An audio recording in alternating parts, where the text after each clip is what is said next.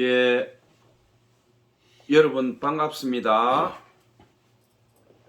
거룩한 주일을 주신 우리 하나님을 경배하며 또 이 세상 여행이 끝날 때에 저희 영혼과 다시 하나님께 새롭게 받을 신비로운 우리의 몸 부활해서 아버지 집에 가서 이제 영생토록 함께 살 하나님 안에서 형제 자매된 여러분들 너무 반갑습니다.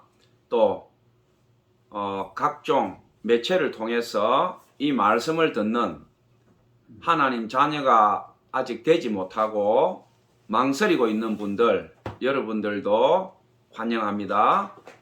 이 생명의 말씀이 여러분 영혼에 스며들어서 죽게 되고 사망과 질고와 이 세상 풍파 속에서 저주 아래 놓인 여러분들이 예수 그리스도의 생명의 복음의 말씀을 듣고 여러분 자신과 사랑하는 가족과 또 여러분 허리에서 대대로 이어져 나갈 여러분 후사들이 하나님의 영원한 축복을 받기를 기도합니다.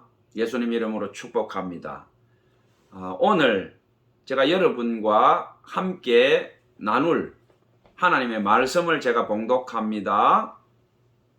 마태복음 5장 8절의 말씀을 가지고 오늘 여러분과 하나님의 생명의 말씀 은혜를 나누도록 하겠습니다. 마태복음 5장 8절입니다. 마음이 청결한 자는 복이 있나니 그들이 하나님을 볼 것이요. 아멘. 예. 오늘 이 말씀으로 제가 설교의 제목은 낙원상가 예수님의 신방 이런 제목으로 여러분하고 하나님의 말씀 은혜를 나누겠습니다.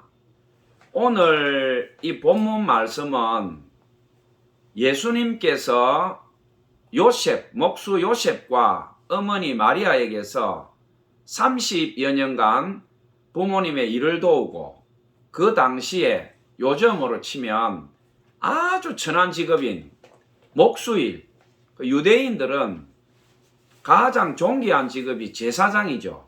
랍비, 성전의 일을 하는 사람들. 그런데 목수라고 하는 것은 유대인들은 히브리인들인데 목축을 하고 또 기른 짐승을 가지고 하나님 성전에 가서 제사 드리고 하나님을 경배하는 하나님의 선민 백성인데 목수라고 하는 사람은 자기 양떼도 없는 거죠. 소도 없고 양도 없고 염소도 없고 아주 가난해서 이제 남의 집 부서진 거 수리하고 요즘 우리로 치면 그냥 일용직 일꾼이라고 봐야죠. 그러니까 이제 예수님이 태어난 가정은 너무너무 가난했다.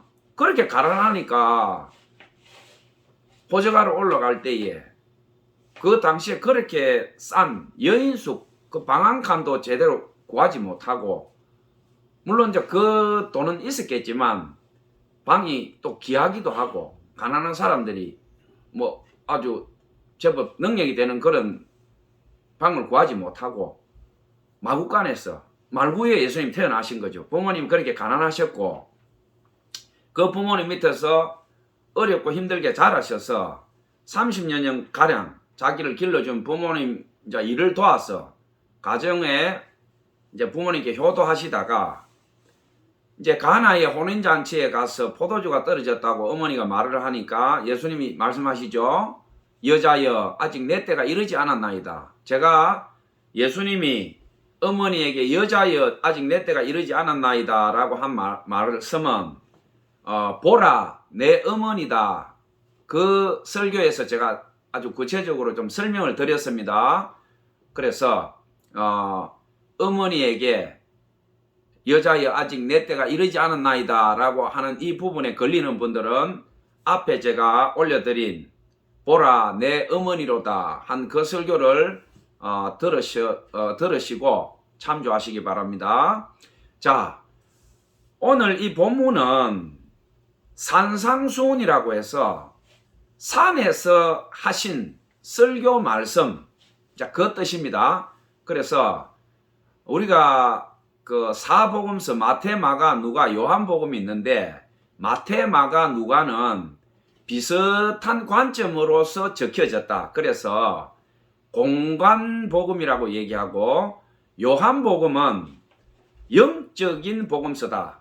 그러니까 우리 영혼과 앞으로 가게 될 천국, 그리고 예수님께서 내가 너희를 위하여 처소를 마련하러 가노라, 그 말씀과 함께 성령에 대해서 요한복음은 구체적으로 얘기를 합니다. 우리가 믿는 신자들이 그냥 예수를 믿어서 구원받는 것이 아니고 예수 믿는 자들에게는 징표가 따른다. 성령이 너희들에게 임하신다. 성령이 임한 자들에게는 이러한 일이 생긴다. 성령의 인치심, 성령의 보정, 그 성령과 함께 너희가 구원받은 백성으로서 영원한 아버지 집에 거하게 된다. 그리고 요한복음에는 예수님의 중보기도와 예수님의 어떤 탄식, 우리를 향한 절절한 그런 복음이 요한복음에 적혀 있습니다. 영적 세계. 그래서 요한복음은 앞에 마태, 마가, 누가와 다르게 영적인 복음서라고 해서 사복음서 중에 따로 분류를 합니다. 그렇게 하는데 우리가 사복음서 중에서 공의, 각 나라에는 헌법이 있는데 헌법보다 앞서는 법은 없습니다. 모든 법전이 다 있지만 헌법에 위배되는 법은 우리가 사법부에 가면 무효가 됩니다. 그래서 어떤 고소 고발을 하더라도 내가 그걸 방어를 하는 것은 헌법 몇 조 몇 항에 의해서 이거는 헌법에 위배되기 때문에 저는 받아들일 수 없습니다. 무효입니다. 그러면 판사가 딱 보고 헌법에 위배된다 그러면 무효시켜버리면 기각시킵니다. 그래서 헌법이 각 나라를 구성하고 다스리는 가장 뼈대고 초석인데 우리 사복음서에서 예수님의 수많은 설교와 말씀이 있지만 복음서의 헌법이라고 하는 것이 바로 이게 마태복음 5장, 6장, 7장 이 3절, 4절이 핵심입니다. 이게 핵심인데 그 중에서도 예수님께서 공생애 시작하시면서 산에 오르사 말씀을 전하셨는데 진주 중에 진주고 보석 중에 보석이 바로 이 마태복음 5장부터 시작합니다. 3장, 4장 정도가 5장, 6장, 7장 그 복음서의 황금률도 여기서 나타나고 원수사랑부터 우리 기독교의 진수가 여기서 나타나는데 제가 오늘 마태복음 5장 8절을 가지고 여러분하고 은혜를 나눌 텐데 이 산상수훈 예수님께서 첫 설교 예수님께서 우리 인류에게 설교하신 첫 설교인데 산에 앉아서 하신 말씀이 바로 이 마태복음 5장 산상수훈 이것입니다. 기적은 가나의 혼인잔치에 가서 처음으로 행하셨고 물을 포도주로 바꾸어서 아주 축복된 결혼식이 망쳐지는 것을 예수님이 축복으로 바꿔주셨죠.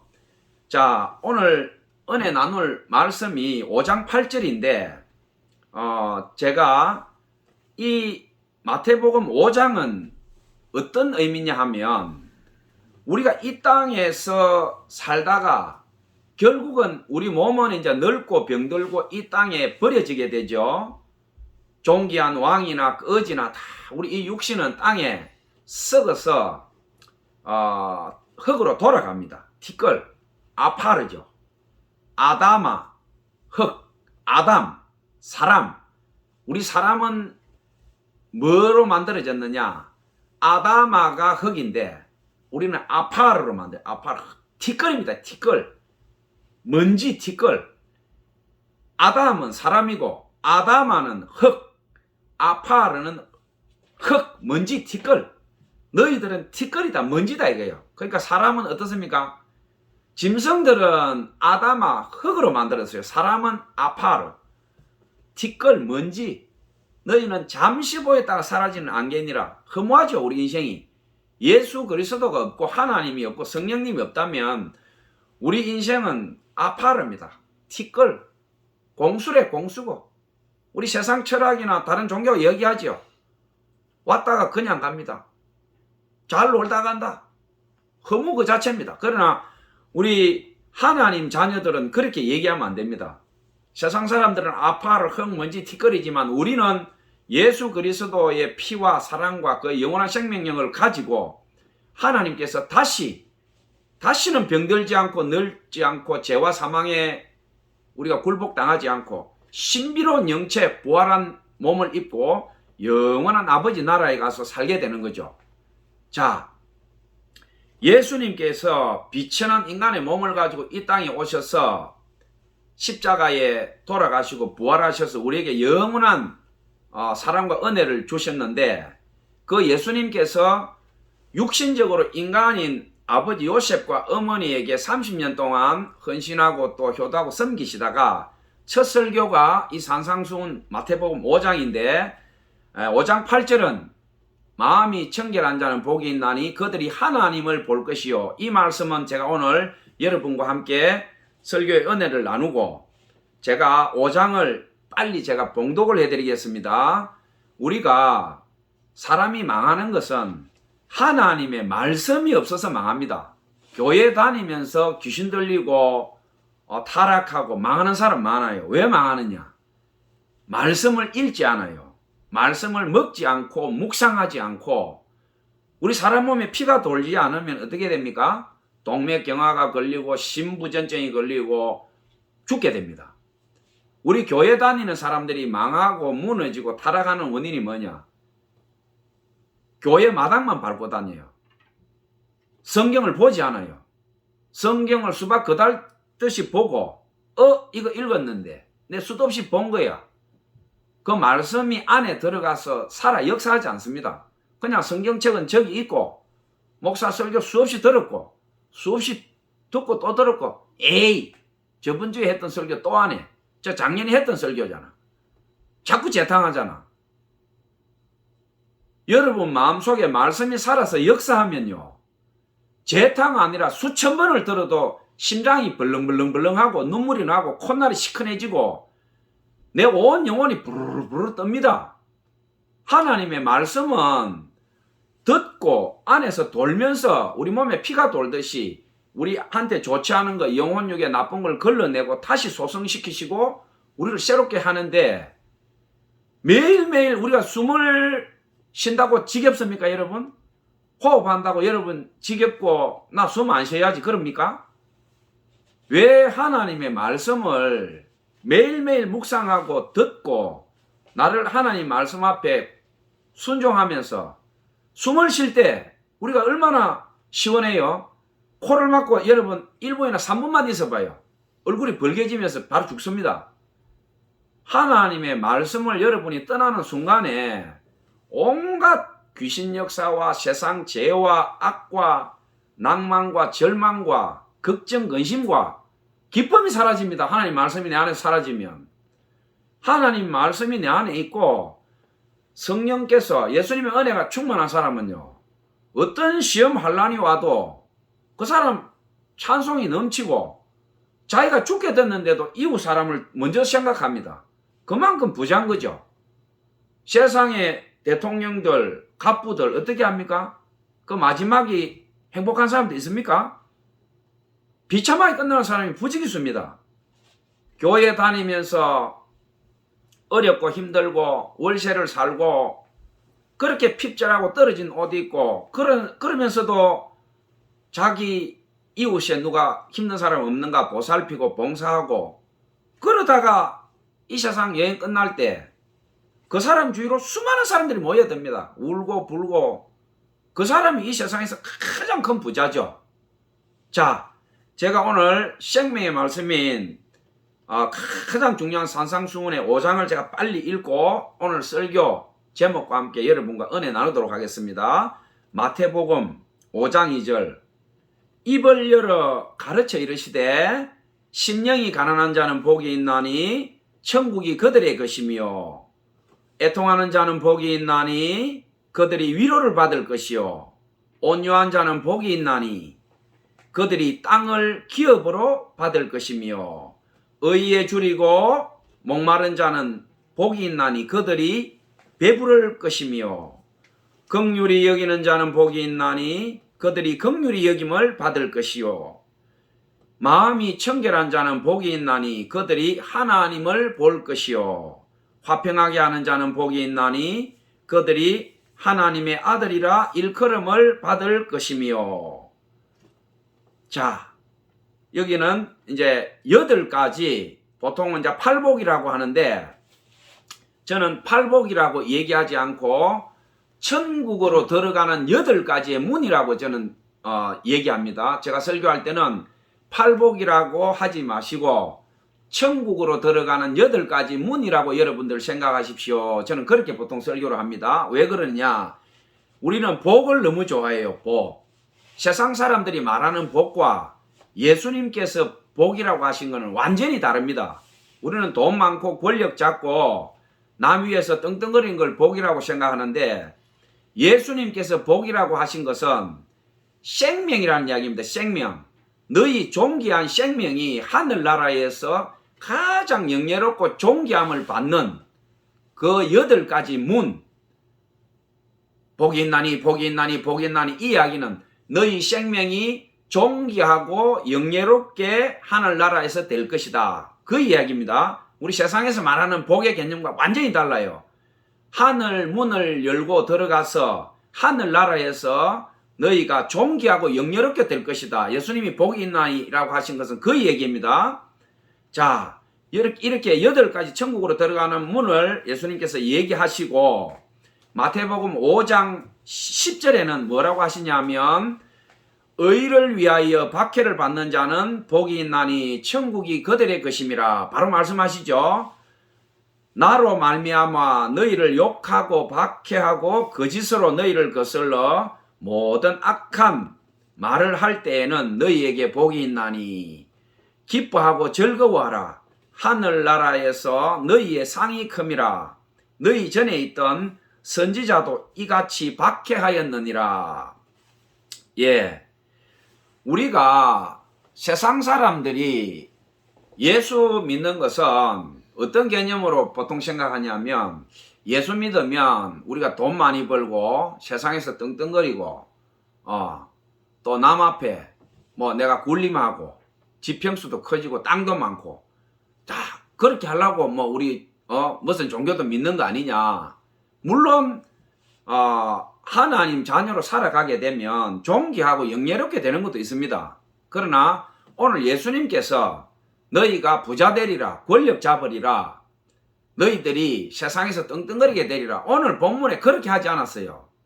너희가 하나님 자녀로서 이 세상 살아가게 되면 너희가 욕을 들어먹고 박해받고 고난을 받게 될 것이다. 예수님 바로 이렇게 얘기합니다. 그러면 예수님이 산상수훈에서 가장 중요한 우리 복음의 헌법이라고 할 수 있는 이 말씀하시면서 천국으로 들어가는 8가지 문을 얘기하시고 마무리를 어떻게 하시냐면 너희들을 욕하고 박해하고 핍박할 것이다. 이렇게 합니다. 이 말씀대로 할 것 같으면 우리가 예수 믿는다는 것은 굉장히 힘들고 어렵고 고통스러운 일입니다. 세상과는 정반대의 길을 가라는 이야기죠.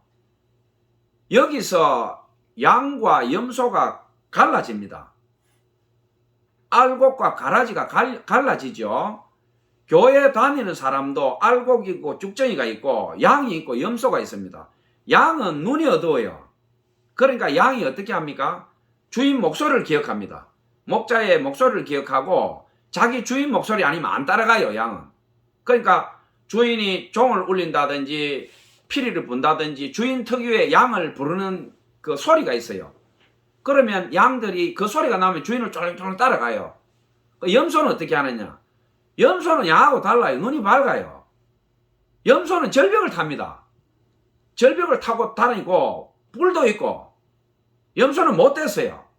들이받고 말 안 듣고 비탈진데 가지 말라는데 잘 가요. 아주 욕심이 많아요. 염소는. 사납고. 그래서 우리 교회도 양이 있고 염소가 있다고 이야기합니다. 염소는 어떻게 하느냐? 감사가 잘 없어요. 동서남북 막 상천하지에 막 들이박습니다. 자기가 헌신하고 봉사는 절대 안 하고 남이 나를 섬겨줘야 되고 자기 잘못한 것은 당연한 것이고 남이 잘못한 것은 찌르고 들이받고 욕하고 비방하고 그 염소지요. 염소는 천국에 들어가기 합당하지 않습니다. 양이 돼야 되죠. 성경에서는 양이 되라고 합니다. 어린 양. 양이 왜 천국에 들어가기 합당하냐? 눈이 어두우니까 잘 못 봐요. 어리석어요. 근데 양은 두 마음을 품지 않아요. 양을 잡을 때 보면 어떻게 하냐? 눈이 어두우니까 끌고 가면 이 양이 반항을 안 해요. 그냥 줄줄줄 갑니다. 한 마리가 앞에 가서 목이 탁 잘려서 피를 흘리고 죽는데 뒤에 양이 도망을 가야 될 텐데 바보처럼 그냥 또 들어가요. 또 들어가서 또 죽고 또 죽고. 한 놈도 옆으로 도망가거나 뭐 비명 지르거나 반항을 안 해요. 그냥 목이 철거덕 잘려서 죽고 가죽이 벗겨지고 고기와 살은 또 주고. 그 양이에요. 양은 배신 없어요. 주인 목소리 듣고 따라갑니다.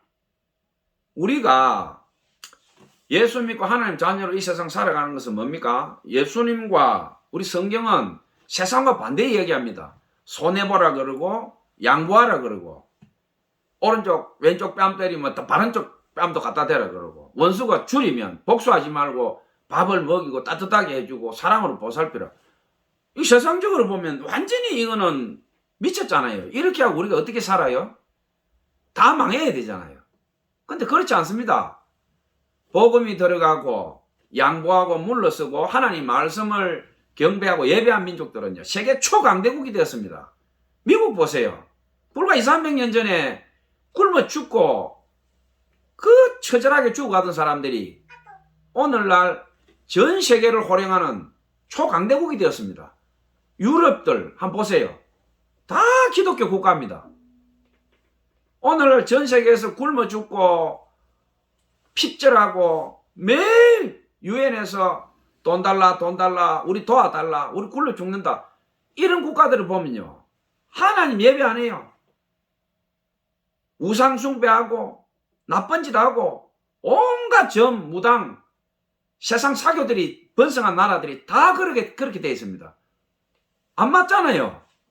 사랑하고 베풀고 물러서고 하나님 말씀을 따라가면 망해야 되는데 그런 나라는 존귀해지고 영예롭게 되고 이 세상에서 아주 부유하고 남을 도와주고 실천하고 헌신하고 매일 얻어먹는 사람은 어제도 얻어먹고 오늘도 얻어먹고 거지가 되고 그 사람들이 얼마나 머리가 잘 돌아갑니까?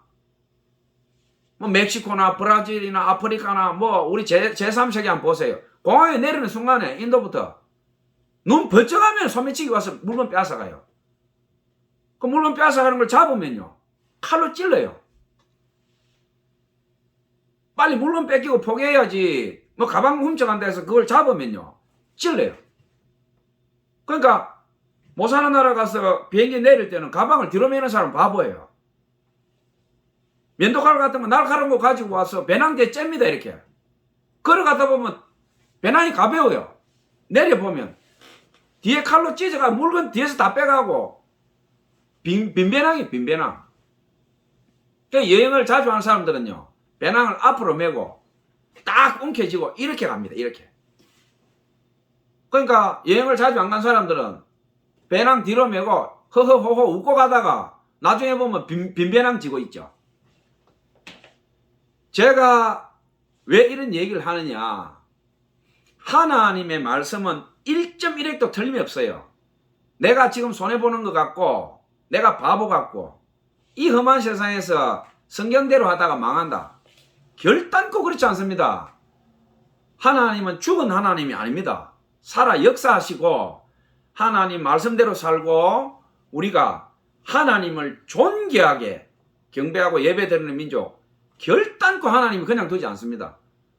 세계 초인류 국가가 되고 그 가문이 복을 받고 자손 대대로 복을 받습니다. 성경에 딱 하나님께서 약속하셨잖아요. 하나님이 절대 못하는 게 두 가지가 있어요. 뭐냐? 거짓말하는 것, 약속 어기는 것. 성경에 기록되어 있잖아요. 하나님은 변개하실 수 없다. 약속하시고 어기실 수 없다. 하나님은 거짓말을 하실 수 없다. 전지전능하시지만 하나님이 못하시는 게 있다. 뭐냐? 약속 어기는 거, 거짓말하는 거. 하나님 그건 못하신다는 거예요. 못 하시는 게 아니고 안 하시는 거죠. 귀신이 하는 게 뭡니까? 거짓말하고 도둑질하고 빼앗고 살인하는 거예요. 귀신이. 성령과 악령은 완전히 반대됩니다. 자, 제가 오늘 여러분들과 함께 은혜 나눌 본문 주제로 이제 돌아가 보겠습니다. 자, 한 20여 년 됐는데 저는 세상에 있던 사람이에요. 돈을 따라가고 권력을 따라가고 아주 세상에서 속세 자빈이었죠. 자빈. 심하게 얘기하면 돈을 따라가던 아주 범인이고 세상 사람 다 그렇겠지만은 제 설교 간간히 나오지만 저희 아버님이 역마살에 찌들고 일제시대를 겪으면서 충격을 받으셔가지고 가정을 돌보지 않았어요.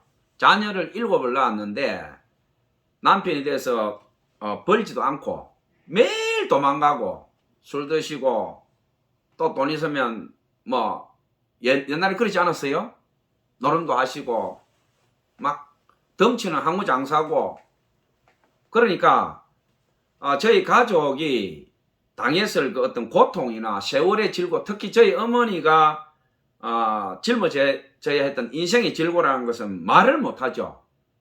그래서 제 설교를 듣다 보면 저희 집에 큰형님이 굶고 핍절해서 영양실조에 걸리고 성장도 제대로 못하고 그래서 동생들이 밑에 굶고 있으니까 동생들 우는 거 참아 못 보니까 거리로 돌다가 선교사들이 주는 빵이나 그런 걸 얻어먹고 그러면서 저희 집에 복음이 들어왔다라고 제가 말씀드렸습니다. 그러니까 큰형님이 학교도 제대로 못 가고 월반도 하고 그러면서 어떻게 신학교 가서 이제 목회자로 부름받고 그 밑에 둘째 형님이 또 이제 학교를 다녔는데 저희 집에 아마 아버지 어머니가 머리가 좋았던 것 같아요. 그러니까 저희 집은 2등이 없어요. 전부 학교 가면 전교 톱이었어요. 1등.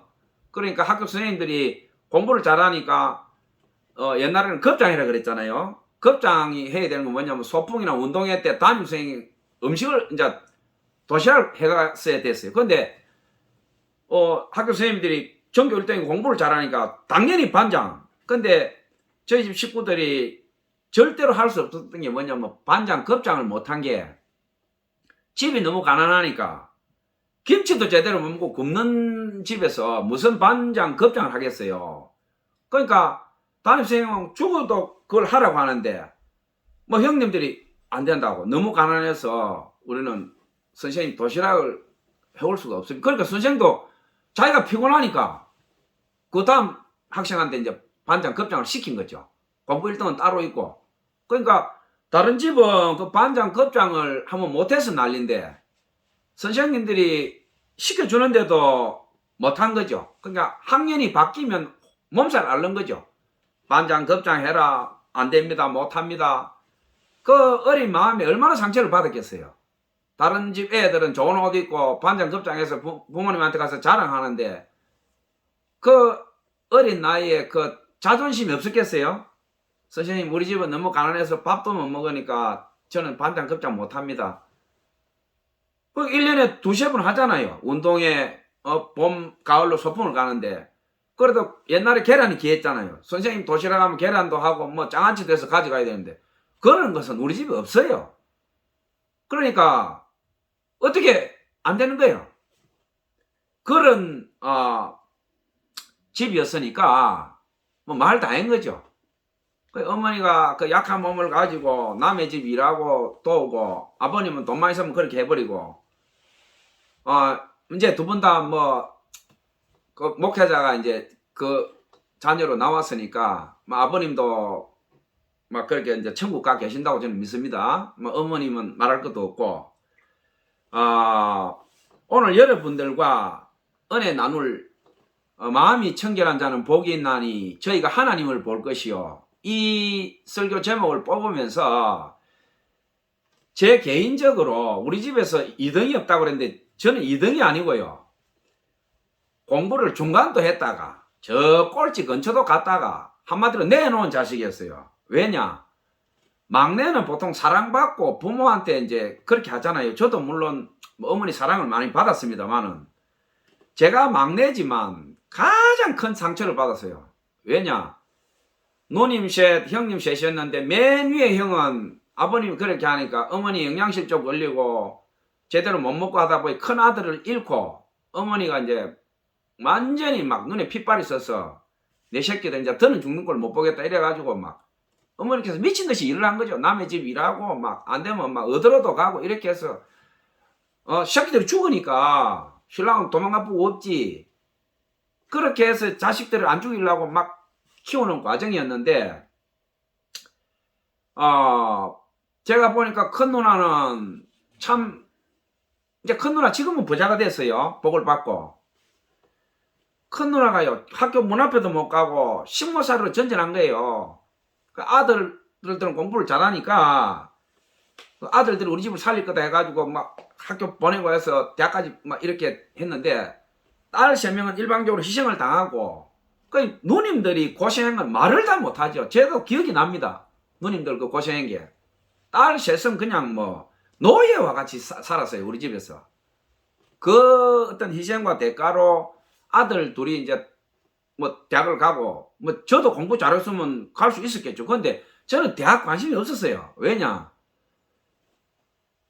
1년 12달 제가 본 것은 어머니 우는 모습이었어요. 어머니 우는 모습. 돈 걱정하는 거. 그 옛날에 등록금 몇 분 합니까? 그 초등학교 중학교 다니는데 그 돈을 못 내가지고 어머니가 밤새도록 울고 그 막 형들 학교 안 간다고 돈 안 주니까 또 학교비 등록금 그 안 주면 나 학교 안 간다고. 그러면 옛날에 그 지게 짝대기 몽둥이 있잖아요.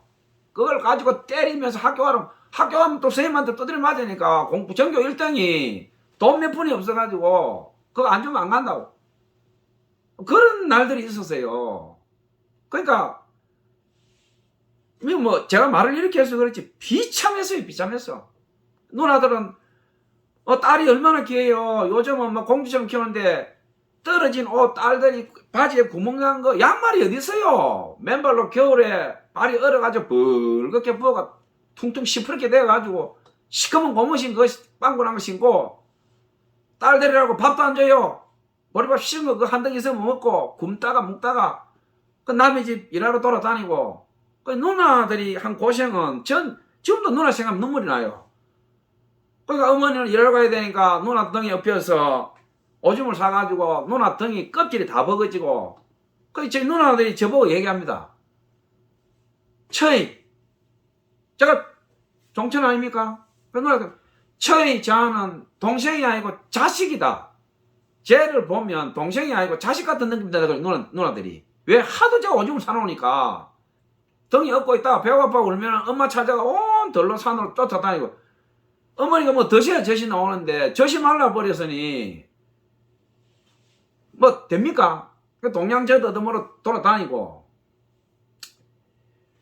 마음이 청결한 자는 복이 있나니 저희가 하나님을 볼 것이요 낙원상과 예수님의 신방. 제가 이 말씀을 가지고 여러분하고 오늘 은혜 나누려고 하는데 제가 이 얘기를 하는 건 뭐냐면 오늘 설교 말씀하고 너무 관련이 있어서 그래요. 그러니까 제가 막내로서 너무 많은 어떤 가난과 아버지의 어떤 대책 없는 그 제가 아버지를 용서를 못했어요. 돌아가시고도 제가 5년 10년간 제 마음속에 아버지 용서 못했어요. 그런데 뒤에 깨달았어요. 제가 목사가 되고 선교사가 되고 기도하는 중에 하나님의 성령께서 제게 가르쳐 줬어요. 아버지를 용서해라. 내가 왜 아버지를 용서해요? 그게 수컷입니까? 그게 남편입니까? 그게 아버지예요. 그 사람이 아니에요. 그 악마예요. 내뭐 용서하라고 하지 마세요, 예수님. 근데 예수님께서 제 영안을 여시고 아버지의 그 상황을 그대로 느끼게 해줬어요. 너한테는 아버지지만 내한테는 사랑하는 아들이다. 내 사랑하는 아들이 겪었던 고통을 네가 아느냐. 아버지 심정을 그대로 느끼게 예수님께서 제가 절대 용서 못한다 그러니까 딱 느끼게 해줬어요. 기도 중에 환상이 열리면서 제가 아버지가 된 거예요. 막 술을 마시고 비틀거리면서 막 걸어가는데 제가 이제 아버지 심정을 알게 된 거죠. 시대를 거슬러서 시간을 거슬러서 일제시대 돌아가서 덩치가 크고 막 뼈대가 크고 막 기골이 장대한 아버지가 돼서 막 소리쳐서 막 이렇게 하는데 보니까 아버지 심정이 뭐냐면 누님 둘이가 돈이 없어서 일본으로 팔려갔지. 그 시골 깡촌에서 공부를 할 수 있나? 나라는 빼앗겼지. 일본 수산은 잡으러 오지. 그러니까 희망이고 뭐 아무것도 없는 거예요. 할 게 없어. 그러니까 그냥 있으면 미치겠으니까 아버지가 머리가 좋았어요. 그러니까 자기 꿈도 야망도 아무것도 할 수 없는 거예요. 요즘 같은 공부를 해서 장관이 되거나 국회의원이 되거나 뭐 했을 텐데 태어난 달란트는 좋은데 아무것도 못하니까 머리가 있으니까 그 상황을 못 견디는 거예요. 그러니까 술을 고래처럼 마시고 술을 마셔야 자기가 살 수 있으니까 그 보니까 요즘 같은 피임이라도 하고 병원이라도 가지만 옛날에는 애 넣으면 무조건 돼야 되잖아요. 아니 부잣집 딸이 하나 시집을 왔는데 보니까 매일 뭐 먹을 것도 없지 하니까 그 꼴을 못 보니까 도망간 거예요 이제. 그러니까 예수님이 저한테 보여준 건 뭐냐? 너희 아버지가 얼마나 불쌍하냐? 어? 그 제가 그랬어요. 다른 아버지는 안 그랬잖아요. 사람마다 다르단다. 너희 아버지는 예술가고 노래도 잘하고 아주 감성이 예민한 사람이었다. 덩치는 컸지만 일반 사람은 그 시대상의 아픔을 못 느끼지만 너희 아버지는 심한 몸살을 앓았다. 자기가 자기 꿈을 못 펼치니까 견딜 수 없어서 술을 마시고 그렇게 망가진 것이다. 너 아버지 용서해라. 그 제가 죽어도 용서 못하던가 아버지를 예수님께서 은혜로 저보고 용서하라고 하다 안 되니까 완전히 체인지한 거예요. 기도하는 중에 환상을 열어가지고 제가 아버지가 되게끔 딱 만들어가지고 그걸 느끼게 해주는데 제가 그거를 딱 경험하고 난 뒤에 이제 아버지를 용서하게 됐어요.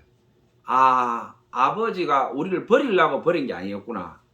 아버지도 너무 고통스러워서 견디지 못하니까 그건 간 것이었구나. 제가 그걸 깨닫고 아버지를 용서하게 됐어요.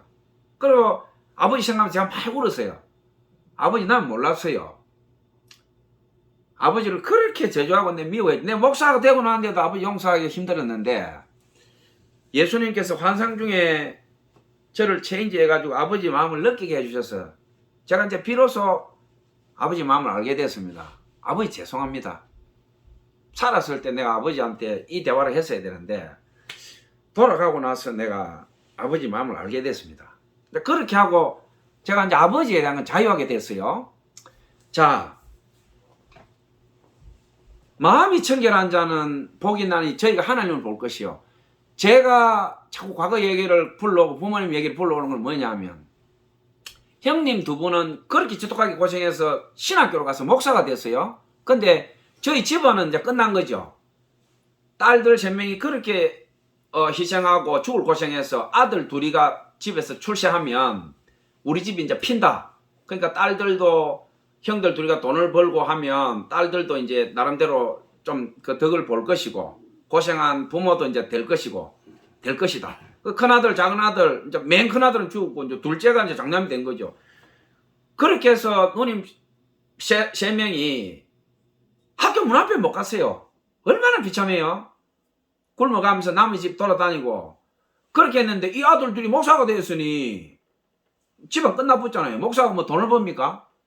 그리고 목사 되고 난 뒤에는 집에도 안 와요. 이제 1년도 없고 명절도 없고 다른 집들이 저희 집을 다 흉을 봤어요.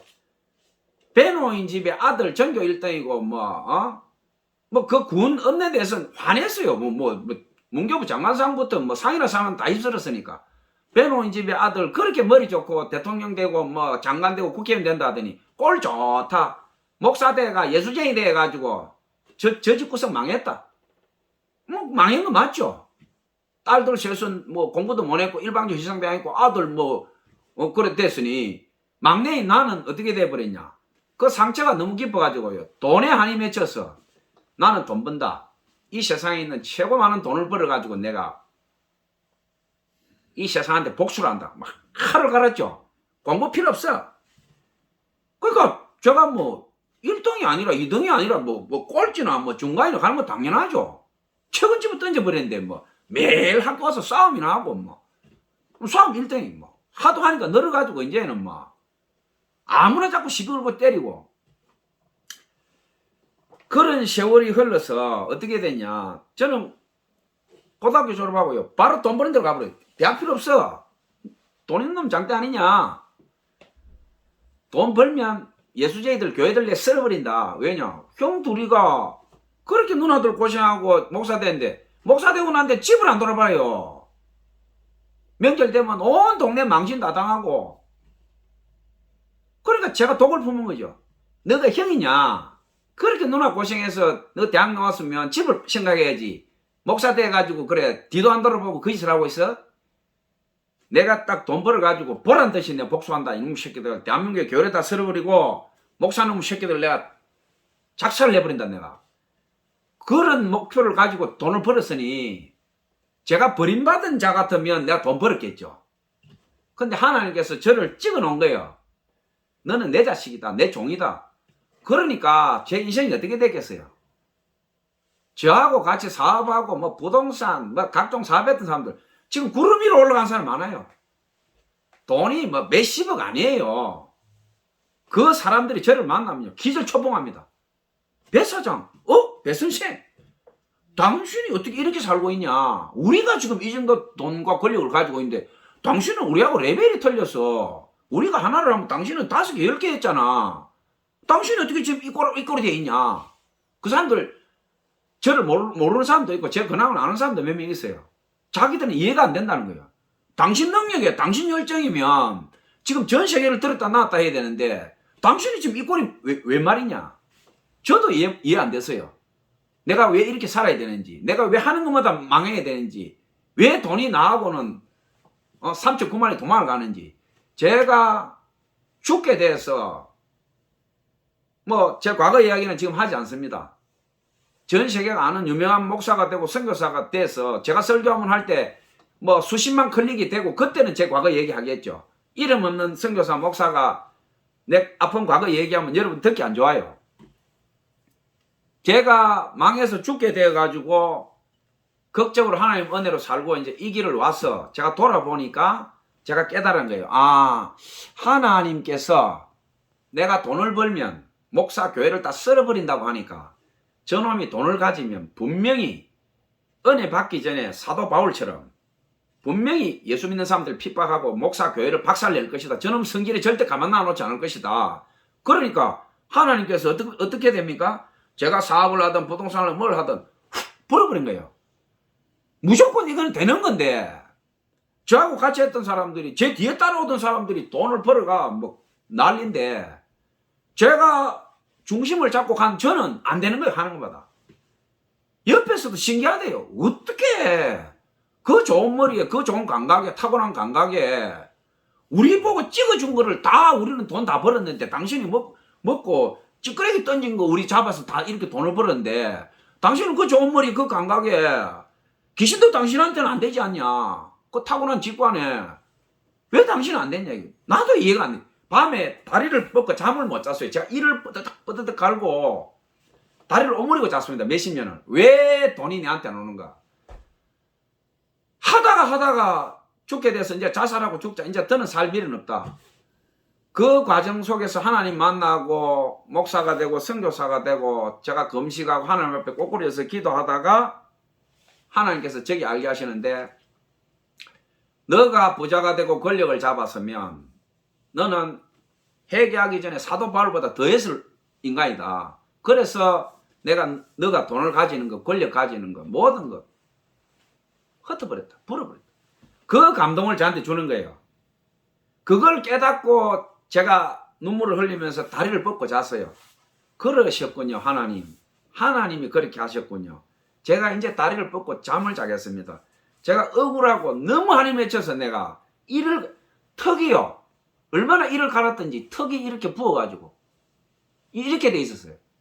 이를 푸탁 갈면서 내가 돈 벌고 권력 잡기 전에는 내가 절대 내가 이 세상을 내가 확 뜨거서 갈아엎어 버린다. 얼마나 제 젊었을 때요. 딱 이렇게 딱 보면요. 뭐 읍내에서 날고 긴다는 깡패들 제가 딱 쳐다보면 도망가 버려요. 눈에 살기가 죽여버려 이 새끼들. 10명 개떼들 다 덤벼 이 자식들아. 딱 꼬라보면요. 내 귀에 놀려가 다 도망가 버려. 어디 깡패 양아치들 뭐 딱 시내 걸어가다 딱 이러면 막 후다닥 도망가 버려요. 그만큼 제가 막 살기가 나와서 살기가. 마음이 청결한 자는 복이 있나니 저희가 하나님을 볼 것이요. 제가 그 과정을 거쳤어요. 하나님을 만났어요. 하나님께서 저를 어떻게 연단하시느냐. 거지 중에 거지. 신학교 가는데요. 3,000원짜리 2,500원짜리 바가비 값이 없어가지고 얼마나 저를 부서뜨려서 낮추시는지 자살을 수만 번 하고 싶었어요. 신학교 기숙사에 가가지고 그 한참 어린 애들, 조카발 되는 애들하고 나이는 먹어서 세상 다 실패하고 가가지고 그 비참하고 참 돈 떨어지고 말 못할 그 고통을 겪게 하시는데 말을 다 못하죠. 오늘 설교 제목과 은혜 나누는 게 그게 배경입니다. 낙원상가는 대한민국에서 제일 큰 그 악기 전문점 상가예요. 그 앞에 탑골공원이 있고 그 종로 4가 5가부터 그 요충지죠. 뒤로 가면 그 창덕궁도 있고 뭐 그 낙원상가 그 옆으로 보면요. 아주 열악한 그 식당 골목이 있어요. 거기에. 서울에서 아주 그러니까 막 판잣집은 아니지만은 정말 서울 시내에서 제일 싼 음식을 팔아요. 거기에 탁골공원에 가면 할아버지 할머니들이 있는데 그 사람들 돈이 없으니까 그 사람들 상대로 장사를 해야 되니까 탁골공원 옆으로 낙원상가 바로 있고 이렇게 뺑 둘러서 식당이 있는데 막 무허가 건물처럼 이렇게 지어져 있어요. 근데 철거는 하지 않고 막 조립식처럼 이렇게 쭉 형성되어 있는데 제가 신학교 다니면서 이제 하나님 은혜 줘서 병원 사역 이제 마지막 죽어가는 사람들 가서 기도해 주는 그 사역을 하면서 제가 이제 전도하느라고 지하철 4호선, 7호선 전도해서 쭉 가다가 이제 그 탑골공원에 전도하려고 이제 간 거예요. 갔는데 오늘 설교 배경이 그겁니다. 그 낙원상과 그 탑골공원 주위에 그 식당 골목, 그 흐름한 골목. 제가 거길 왜 갔느냐? 전도도 하지만 거기 가면 그때 당시로 800원, 1200원 뒤에 이제 올랐어요. 처음에는 1000원도 안 했어. 막 800원, 700원 팔다가 뒤에는 1300원, 뭐 1500원 이렇게 파는데 뭐냐면 무청 있잖아요. 무청은 서울에 청과시장에 있는 데 가면 공짜로 줘요. 그러니까 무청 그거 가져오고 배추 떨어진 이파리 가져오고 그다음에 소기름도 도살장에 가면 그냥 공짜로 줘요. 그러면 소기름을 넣고 무청 배추 이파리 떨어진 거 가져와서 그 낙원상 앞에 가면 요즘은 없어졌을 거예요. 뭐 20년도 더 된 얘기니까 그 당시에 가면 큰 솥에다가 그 소기름을 큰 덩어리 넣고 무청하고 배추 이파리 그걸 넣어가 푹 끓여요. 그리고 그때 당시에 베트남 살이라 해가지고 밥이 입에 넣으면 바람처럼 후루룩 날아가요. 그거 한 그릇하고 그 국을 끓여서 낙원상가 입구에서 파는데 800원, 700원 하다 그게 제가 사 먹을 때 이제 저는 이제 그 과정을 거쳤죠. 1,300원, 1,500원. 그때 당시도 밥이 제일 싼 게 순두부가 3,000원, 3,500원 하고 막 일반 정식이 한 4,000원, 5,000원 갔어요. 근데 그 소기름 그 우거지국이 800원, 700원 하다가 1,300원, 1,500원 되는데 제가 거길 왜 갔냐? 하도 돈이 없고 굶으니까 그거 사 먹으러 간 거예요. 전도도 하면서. 근데 제가 그걸 사 먹고 이제 그 할아버지 할머니 전도하고 이러다가 이제 그 식당에도 들어간 거예요. 전도하려고. 들어갔는데 오늘 이 설교 배경이 거기서 탄생합니다. 그 식당 한 곳을 들어갔는데 예수님 믿으십니까? 제가 오늘 하나님 말씀으로 여러분들 이렇게 기도 좀 해드리러 왔습니다. 이러니까 다른 집에는 가면 바쁘니까 가라고 막 이렇게 하는데 한 분이 이제 권사님이었어요. 인상이 아주 은혜스러운데 제가 들어가니까 아주 반갑게 우리는 예수 믿는다고 식사는 하셨냐고 식사하고 가라고. 배가 고파서 죽을 판인데 식사하고 가라고 하면 얼마나 좋아요. 근데 제가 철칙이 있습니다. 굶어 죽더라도 공짜 밥은 먹지 말자. 내가 주의 종이 돼서 남이 밥 준다고 벌렁벌렁 먹고 그러면 저 사람들이 밥 주고 나서 내 뒤 갈 때 얼마나 나를 우습게 볼 것이냐. 아무리 은혜로 준다 해도 내가 돈을 주지 않는 밥은 공짜 밥 먹지 말자. 그래서 제가 밥 먹었다고. 밥 먹기는 뭘 먹어요? 창자가 등까지 붙어가지고 꼬르륵 소리가 나는데 죽을 판인데 밥 많이 먹었다고 배부르다고 자, 그렇게 하고 나와서 또 전도하고 돌아가고 제가 한 달에 한 번 내지 두 번을 갔는데 그 권사님이요 제가 하는 걸 본 거예요. 오니까 할아버지들 할머니들 전도하고 가만히 보니까 그 가게에서 그 우거지국 파는 장소가 보여요.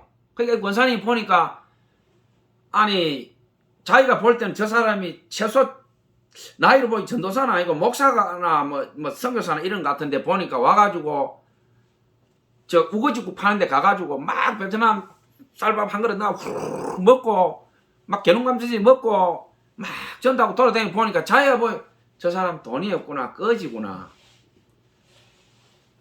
그러니까 제가 가면요 식당 있다 벌써 보고 처음에 저거 목사님을 불렀어요. 저는 뭐 신학교 다닐 때니까 목사는 뭐 목사예요. 그 내가 목사이라고 전도사라고 지금 신학교 다닌다고 이러니까 그 뒤에는 전사님 이러는데 집에 와서 식사하고 절대 안 가죠. 제가 왜 갑니까? 그게 인연이 돼가지고 그 제가 밥을 안 먹으니까 가면 밥 먹으러 오라면 절대 제가 안 들어가니까 그 권사님 저보고 와서 우리 가게 기도 좀 해달라고 기도해달라면 제가 가죠. 그래 가서 간절하게 기도해주고 또 가고 이랬는데 서로 이제 좀 알게 되다 보니까 그리고 그 권사님 남편이 저하고 같은 배시였어요. 그러니까 배시성이 귀하잖아요. 그러니까 더 이제 좀 피가 땡기잖아요. 같은 성씨에다가 또 그거니까. 근데 뭐 비싸도 안 하면 밥 한 그릇 그때 3,000원에 팔았어요. 그 집에서. 그거조차도 내가 안 먹는다 하니까 그 이제 좀 뒤에 알게 돼가지고 이제 이런저런 얘기를 하게 되는데 그 권사님이 자기 이제 고민을 얘기하는 거예요. 너무 어려워서 이제 거기 가게를 하는데 거기에 다 그래요. 사채를 빌려서 장사를 하는 게 돈이 없으니까 그 뭐가 시골은 지어가 뒤에 이제 서울시에서도 철거를 못하니까 막 벌금을 때리고 이런 식이 된 것 같아요. 그렇게 장사를 하루 벌어서 하루 먹고 사는 사람들인데 사채를 빌려놓으니까 사채는 매일매일 돈을 줘야 되잖아요. 일수를 찍어야 되니까. 이 권사님이 얼굴에 근심이 가득 끼어가지고 저한테 전도사님 몸이 부서져라 부부간에 일을 하는데 하루 종일 팔아본들 이 가격이 이 노인들 상대로 장사를 하니까 매상이 안 올라요. 돈 없는 줄 뻔히 하는데 비싸게 받을 수도 없고 하루 종일 몸이 부서져라 일을 하는데도 매상 올라온 걸 일수돈도 다 못 맞춘다는 거예요. 제가 그 소리를 딱 듣는데 제 안에 있는 성령께서 감동하시는 거예요. 그래. 그래서 제가 그 고민을 얘기해서 권사님 그러면 우리 하나님 앞에 이걸 두고 예배 한번 드립시다. 댁이 어딥니까? 그러니까 이 권사님이 쭈뼛쭈뼛거리면서 말을 안 해요. 자꾸 댁에서 예배 한번 드립시다니까. 눈물이 걸성걸성 해가지고 말을 안 해요. 자꾸 이거 하나님 앞에 예배 드리면요 반드시 해결됩니다. 이 물질 이거. 그러니까 보니까 집이 없는 거예요. 그 가게 무가 그물 밑에 땅굴처럼 이렇게 굴을 뚫어가지고 판자를 덜시면 그 가게 밑으로 들어가게 돼 있어요. 그곳을 차마 저한테 못 보여주는 거예요. 이 권사님이. 얼마나 일을 하고 고생을 했든지 손가락이요. 남자인 제 손가락보다 한 배 반이 굵어요. 겨울에 그 추운데 막 찬물에 씻고 하면 손이 얼어가지고 퉁퉁 부어가 펄겋게 돼. 얼굴도 뻘겋게 부어가 팅팅 부어.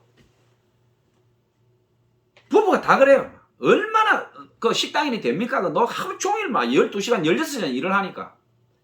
그렇게 하고 지하에 그 추운데 그 가서 자니까 동상도 걸리고 제대로 막 먹지도 못하고 그러니까 막 이 관절염에다가 막 사람이 아니에요. 이 사람이. 그래서 제가 눈치를 끌고 이 가게에 자는 방이 있습니까? 그러니까 머리를 끄덕끄덕. 그럼 여기서 예배 드립시다. 딱 이러니까 너무 저 사람이 너무 험해서 안 됩니다. 괜찮습니다. 저는 고생 많이 했습니다. 아무 걱정 없습니다. 그 나를 딱 잡아가지고 가니까요. 그 자기 이제 가게 장사 영업 시간이 안 되니까 영업 이제 마치고 이제 그 남편 되는 분은 막 프라이버시도 있고 그러니까 빠지고 그 권사님하고 저하고 이제 내려갔어요. 내려가는데 보니까 아이고 밑에 가니까 뭐 땅굴처럼 돼 있는데요. 이게 사람 사는 게 아니에요. 요즘 뭐 개도 그렇게 안 살아. 지하니까요. 곰팡이가 펴가 내려가는데 막 악취가 코로 찌르는데 습기가 차가지고요. 거기서 누워 자면 몸에 병이 안 걸릴 수가 없어. 근데 잘 데가 없으니 그 자야 또 일을 할 거 아니에요. 그러니까 그 습기 찬 데서 자고 올라와서 또 16시간 일하고 또 자고 이러니 막 온몸이 만상이 돼. 막 관절이랑 관절은 다 나가버리고 막 얼굴도 붓고 손. 거기 가서 이제 상을 가져왔어요. 권사님 상 하나 가져오십시오. 상을 갖다 놓고 예배를 드린대요. 벌써 그쪽을 내려가는데 주님의 탄식이 막 제 가슴을 막 찌르는 거예요. 내가 내 딸을 슬퍼하노라. 내가 내 딸을 가슴 아파하노라. 내려가는데 그냥 막 가슴이 막 툭툭툭툭 성령께서 감동을 막 하시는 거예요. 눈물이 주르르 흘러요. 그래서 이제 상을 놓고 성령책을 놓고 말씀을 전하고 찬송을 하고 이제 예배를 드렸는데 권사님이 계속 울어요. 앉아. 막 권사님도 울고 나도 울고 예배가 이제 하나님의 봉헌이 됐어요. 하나님께서 막 성령에서 감동해서 가슴이 터질 것 같아요. 권사님 딱 앉으십시오. 제가 전도사인데 아직 목사가 아닌데 제가 안수하는 거는 우리 권사님이 안수를 허락하시면 제가 하고 허락 안 하면 제가 어깨에 손을 올려 기도하겠습니다. 아이고 전도사님 그 무슨 상관이 있어요. 주의 종인데 마음껏 안수하십시오. 이러니 왜 안수라는 것은 큰 영적 힘이 있습니다. 이게 하나님을 대신해서 안수하는 거기 때문에 성령이 감동할 때는요 안수하려면 안수해야 돼요. 딱 안수하라는 거예요. 주의 성령께서 난 아직 목사 안수를 못 받았는데 얘기해줘 내 신분을. 그러니까 딱 꿇에 앉는 거예요 이 권사님. 그래서 저도 마치 꿇어 앉아가지고 두 손을 올려가지고 안수를 하는데요. 이 권사님 살아온 날들부터 주의 성령께서 제 입을 통해서 기도하면서 축복을 하시는데 너 고생한 거 다 한다. 네가 아침 저녁을 흘린 눈물 내가 다 깨소해놨다. 너 이제부터 너에게 물질이 갈 것이다. 내 종이 축복하는 그대로 될 것이다. 제가 마음껏 축복했어요. 주님 딸이 지금 살고 있는 거 한번 보십시오. 이 곰팡이 한번 보십시오. 제가 그 권사님 손을 잡고요. 주님 앞에 기도했어요. 주님 이 손가락 한번 보십시오. 이 얼굴 한번 보십시오. 주님 딸이 이래 살아 되겠습니까? 막 울면서 막 주님한테 막 통과하면서 막 그렇게 손을 부들부들 떨면서 기도하고 축복했습니다. 이제 내 물질이 내게 풍부하게 될 것이다. 내가 복을 받게 될 것이다.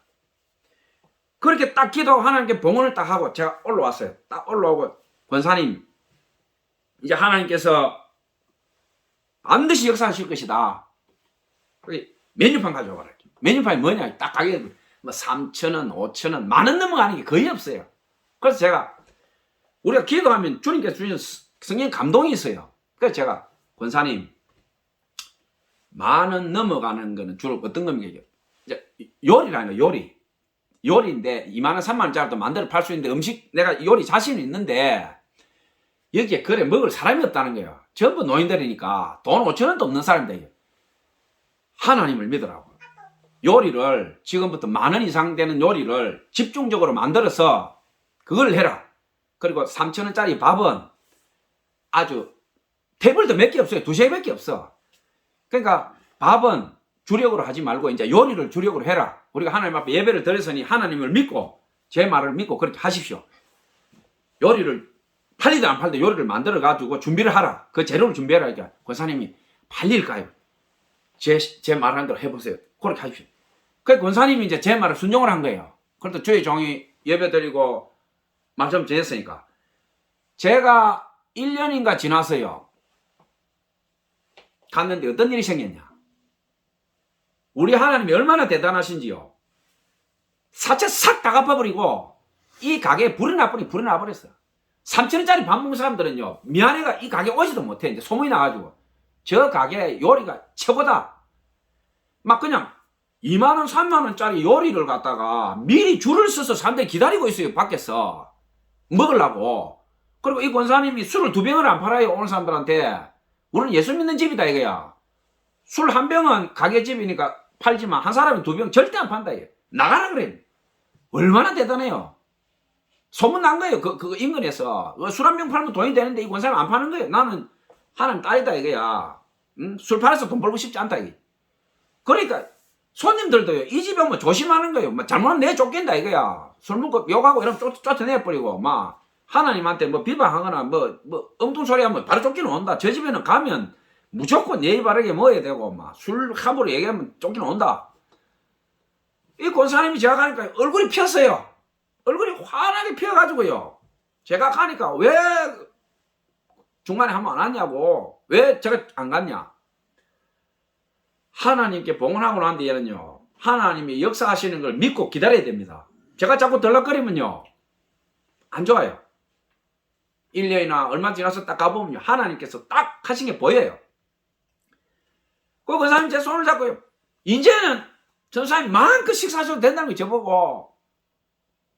전사님, 전사님 다 봤다는 게 자기가 이제 살 행편이 되니까 저한테 다 전도사님 와서 우거지국 먹는 거 다 봤다는 거예요 자기가. 그리고 내 구두가 다 떨어져가지고 너덜거려가지고 자기가 구두를 사주고 싶은데 내가 죽어도 안 받는 내 성질을 아니까 자기가 수없이 그걸 준비를 해놨다가 나한테 차만 못 주고 자기가 하나님을 그렇게 기도했다니. 그 제가 가니까요. 그래서 다음에 꼭 오라 줄 게 있다. 약속하자는 거예요. 약속. 또 뭐 줄까 하시면 안 올 수 있으니까 언제 오라는 거예요. 내가 약속하자 하나님 앞에. 그 약속을 했어. 가니까요. 구두 티켓 그걸 갖다 이제 티켓 2개 하면 구두를 하나 구입할 수 있어요. 그거를 해가지고 저한테 바로 안 받죠. 절대 안 받죠 제가. 이거는 하나님 앞에 내가 기도한 거니까 안 받으면 안 된다는 거예요 이제. 그게 그 권사님 뭐라고 얘기했냐. 돈을 주면 또 달랑 흥금해쁘거나 절대로 뭐 식사하거나 안 할 걸 내가 알기 때문에 전사님 그래서 내가 이걸 쿠폰을 드린다. 그 제가 보니까 기도하니까 하나님께서 이제 받으라는 거예요. 그 제 생애 처음이자 마지막 같아요. 제가 받은 게. 그걸 손을 덜덜 떨면서 받아가 이제 있는데 그 권사님이 얘기를 하는데요. 가게 권리금이 억이 넘는데요. 억이. 일수돈을 못 막던 가게가 하나님께서 딱 축복해 버리시니까 어디 뭐 일수가 어디 있어요. 싹 다 날아가 버리고 하루 매상이 제가 볼 때는 뭐 몇백 올라오는 것 같아요. 뭐 정확하게는 저는 모르겠지만 생각을 해보세요. 2만원 3만원짜리 요리가 사람이 줄을 서서 하루 종일 열 몇 시간 12시간 15시간을 먹으니까 얼마나 오르겠어요 그게. 그러니까 마음이 청결한 자는 하나님을 볼 것이요. 자, 마음이 청결하다는 것은 뭡니까? 우리가 몸에 있는 때처럼 뭐 이런 거를 청결하다고 얘기합니까? 그거 아니죠. 마음이 가난한 자는, 의에 줄이고 목마른 자는 어떤 사람들입니까? 이 세상에서 기준과 예수님께서 하신 말씀 기준하고는 완전히 다릅니다. 예수님께서 산상순에서 하신 말씀, 그리고 제가 오늘 낙원상과 예수님의 신방 이 제목으로 여러분들하고 은혜 나누고 있는데 앞에 우리 가족, 아버지, 어머니 이야기도 좀 드렸고 누님 이야기도 드렸고 제가 살아온 배경도 조금 말씀드렸고 제가 오늘 낙원상과 예수님의 신방이라고 설교 제목을 뽑은 것은 우리가 신방은 교회 담임 목사가 보통 성도집을 다니면서 신방을 하는 거죠. 우리 성도가 밥은 먹고 있는가, 어떤 집에 살고 있는가, 어떻게 어려운가. 그러면 그 사람이 개인이 기도해가지고는 하늘문이 잘 안 열려요. 주의 종이 가서 그 집에 가서 그 사람이 먹는 그대로 그 사람이 굶으면 목사도 굶는 거예요. 그 집에 가서. 양떼가 굶는데 무슨 목사가 밥을 먹어요. 그 사람이 라면 먹는다 그러면 라면, 국수, 김치찌개. 원래 신방이 그거예요. 지금 교회에서 하는 신방은 오염된 거예요. 그 성도가 사는 지경 그대로 가서 주의 종이 그 집에 가서 보고 하나님 보십시오. 하나님을 경외하는 자녀가 지금 이렇게 살고 있습니다. 하나님 종이 지금 왔는데 하나님 한번 보십시오. 하나님 역사 안 하시겠어요? 그 사람이 진짜로 하나님 예배하는 자녀 같으면 주의 종이 안수하고 축복하면 그대로 그 예배가 봉헌이 됩니다. 그게 신방이에요. 요즘 신방이 어떻게 됐습니까? 가난한 집에 안 가요. 봉투 2개 준비해야 돼요. 담임 목사 봉투, 교회 봉투. 그리고 뭐 성도 1000명, 3000명, 10,000명 넘어가는 목사는요. 신방 안 가. 뭐 밑에 전도사나 부목사 가고 그런 큰 교회 목사는 어느 집에 신방 가느냐? 장로들 집, 재산 수십억, 수백억 되는 사람들. 신방 한번 가면요. 여러분 제가 말씀 안 드리겠어요. 한 장 넘어가요. 헌금이. 한 장이 얼마인지 제 말씀 안 드리겠어요. 여러분 상상을 초월해요. 그 한 장이. 우리 집에 신방 가요. 이게 하나님 기뻐하는 신방입니까? 제가 낙원상가 예수님의 신방이라고 오늘 설교 제목 뽑은 것은 뭐냐면 그 곰팡이 피고 피눈물 날 때 제 구두비창이 떨어져 가지고 걸어가면요 무릎 관절이 뻐그덕뻐그덕하고 그 손이 얼어가 퉁퉁 부어 가지고 곰팡이 핀 그 집에 그 권사님이요 울어가 눈이 흘러가 있고 그 지하 굴 속에 들어가서 둘이 울면서 찬송하고 하나님 말씀 나누고 기도하고 축복했을 때 예수님이 그 자리에 오신 거예요. 예수님 신방 온 거예요. 그 자리에. 어떻게 그 집이 그대로 있겠어요. 난리가 나버리죠. 난리. 여러분 인생에 예수님 신방 오셔야 되지 않겠어요? 우울하고 낭망하고 절망이고 내가 세상에서 뭐 30년 살았네, 50년 살았네, 60, 70년 살았네. 예수님 앞에는 그거요. 하루살이도 안 돼요. 고생한 거. 뭐 세상에서 부서지고 고생한 게 무슨 의미가 있어요. 내 고생하고 자살을 하고 우울하고 하나님 앞에서 그게 무슨 영광이 됩니까? 하나님 일하다가 욕 듣고 의에 굶주리고 핍박받고 고난받고 그게 상급이에요. 그게 영원한 훈장이에요. 하늘나라 시민권을 가진 우리한테는 세상에서 가족 위해서 고생하고 그것도 뭐 귀하죠. 처자식 먹이 살리려고. 그럼 처자식 먹이 살리려고 돈 벌어서 가난한 사람들, 그 어려운 사람들 그 빼앗아서 내 집에 가져가면 그게 뭐 복이 됩니까? 세상에 돈 버는 일은요, 뻔합니다. 남 괴롭혀서 빼앗으면 그게 부자 되는 거예요. 하나님 나라의 법칙은 그게 아닙니다. 자꾸 퍼주는 거예요, 퍼주는 거. 과와 가보 객들 퍼주고, 우는 사람 안아주고, 같이 울고, 그게 하늘나라 법이에요. 주고 또 주라는 거예요, 하나님 법칙은. 그러면 네가 존귀하고 영예롭게 될 것이다. 너에게 보이지 않는 숨겨진 보물을 너에게 줄 것이다. 한번 살아보세요. 되는가 안 되는가. 하나님은 우리 인간처럼 째째하지 않아요. 복을 줄 때는요. 인정사정 없이 줘버립니다. 우리가 월급, 재정저축 뭐 하고 뭐 물론 규칙성 있고 계획적으로 사는 거 좋아요. 사람이 아무 저축성도 없고 대책 없이 사는 사람 그 사람 안 돼요. 성실하게 살아야 됩니다. 그러나 하나님 말씀 따라 살고 하나님 존중하면서 예배드리고 찬송하면서 내가 지금 핍절하고 어려울지라도 내가 하나님께 영광 돌리리라. 내가 예수님을 내 생명처럼 안고 성령님을 내 가슴에 품고 내가 정말 지긋지긋한 이 세상이지만 내가 한번 살아보겠다. 내가 하나님 자녀로 한번 살아보겠다. 그런 마음 가지고 살면요. 하나님이 기록됐잖아요. 이 땅에서도 복을 받고 내세에서도 너희가 60배 100배 복을 받으려. 이 땅에서도 하나님 복을 줘요. 그거는 진짜 복이에요. 그냥 세상 사람들처럼 돈 찾고 아파트 평수 늘리고 남 괴롭혀서 부자 되고 죽을 때 눈 못 감고 그런 부자가 아니에요. 하나님의 부자는요. 눈을 감을 때 수많은 사람이 웁니다. 낙원상과 예수님의 신방 저는 잊을 수가 없어요. 그런 일들이 제가 고난의 길을 걸어오면서요. 수도 없어요. 지금 뭐 챗 GPT 인공지능이 나와가지고 목사 설교를 뭐 멋지게 뽑아낸다 그러는데 아니 나는 걱정 하나도 안 해요. 왜? 내 살아온 날들을 성경 말씀하고 같이 푸는데 챗 GPT가 지가 내 설교를 어떻게 모방하냐. 안 된다. 이거는 하나님 코람대 하나님 면제는 나밖에 할 수 없는 설교다 이게. 하나님이 제가 한 설교를 사람들에게 알게 하시면 알게 하시는 것이고 그렇지 않으면 나는 끝나는 거예요. 죽어버리고 유튜브에서 저 자식 뭐하는 놈이냐 저거. 별 볼 일 없는 놈이 시끄럽네. 끝나는 거예요. 고가 어떻게 됐습니까? 살아생전에 밥 한 끼를 못 먹어 자기 그림을 팔려고 했는데 못 팔았어요. 100년 지나니까 어떻게 됐습니까? 고 그림 하나에 1,500억이에요. 1,500억. 소대비 경매장에서 고 그림 나오도 안 해요. 한 국가에서 보물로 사가려고 난립니다 지금. 고가 그 그림 그릴 때 너무 배가 고파서 자기 길을 자르고 예? 자기 동생 대호한테 또 치아비 떨어졌다고 돈 좀 붙여달라고 그 비참한 고가 자기 생명을 끌고 먹으면서 그린 그림들이요. 지금 전 세계 보물이 됐어요. 마찬가지입니다. 뭐 10,000명, 100,000명, 뭐 전 세계 제일 큰 교회 목사 설교. 저는요, 그 설교 들으면서 어떨 때는요, 콧방귀가 나와요, 콧방귀가. 어떻게 목사가 저런 설교를 할 수 있나?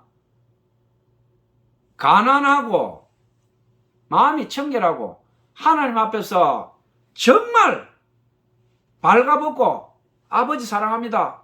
아버지 내 말씀대로 살려고 부들부들 뜹니다. 아버지 저는 너무 약합니다. 아버지 저 좀 도와주세요. 이런 설교, 이런 예배가 진정한 설교 아닙니까? 오케스트라부터 수백 대 몇 억짜리 악기 들고 깽깽이 돌리면서 와 그게 찬양입니까?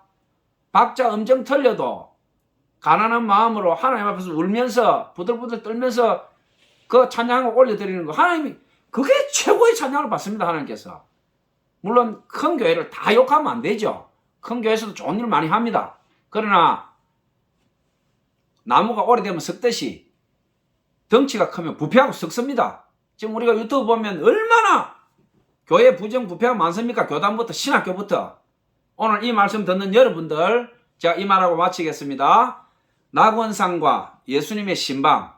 제가 오늘 성경 말씀을 많이 말씀 못 드렸는데 마음이 청결한 자는 복이 있나니 저희가 하나님을 볼 것이요. 하나님을 우리가 볼 수 없어요. 그러나 말씀을 따라가고 우리 마음이 가난하고 청결하고 의에 굶주리고 또 핍박받는 자들, 예수님을 따라가기 위해서 고통받는 사람들, 지금 이 시간도 하나님 자녀로서 우울증에 걸리고 절망감에 빠지고 내가 살아야 되나 죽어야 되나 하는 여러분들 절대 실망하지 마십시오. 그때의 하나님의 은혜가 여러분들에게 넘칩니다. 그리고 하나님께서 여러분들 우는 거 다 보고 계십니다. 다 하늘나라 개수되고 있습니다. 그러니까 어렵고 힘들고 예수님 따고 고통받는다고 해서 절대 좌절하지 마시고 하나님께서 머리털 하나, 솜털 하나까지 다 보고 있습니다. 내가 고통스러운 만큼 하나님께서 나에 대한 것은 생명책에 다 기록되고 있고 하늘나라부터 그리고 하나님께서 계속 여러분 그렇게 두시지 않아요. 그 단계가 연단이 끝나면 이 땅에서도 존귀하게 해주시고 그거보다 하늘나라 갔을 때 여러분들 감당 못할 존귀와 영광이 기다리고 있습니다. 이 땅에서도 존귀하게 되고 자 오늘 이 말씀 듣는 여러분들 또 예수 안 믿는 분들 반드시 교회 가시고 하나님 예배하시고 하나님 자녀 되기 바랍니다. 자 여러분 오늘 낙원상과 예수님의 신방으로 함께 은혜 나누었는데 이 말씀 듣는 모든 분들 하나님의 아들 딸로서 정말 우리가 가슴 떨리는 감동으로 이 땅에서도 만나길 바라고 또 하늘나라에서 여러분 꼭 우리 신비롭게 아름답게 영광스럽게 만날 것을 기대하고 또 제가 여러분 얼굴도 이름도 모르지만 제가 매일 기도합니다. 전 세상을 위해서 여러분 우리 그렇게 만나 뵙기를 예수님 이름으로 축복합니다.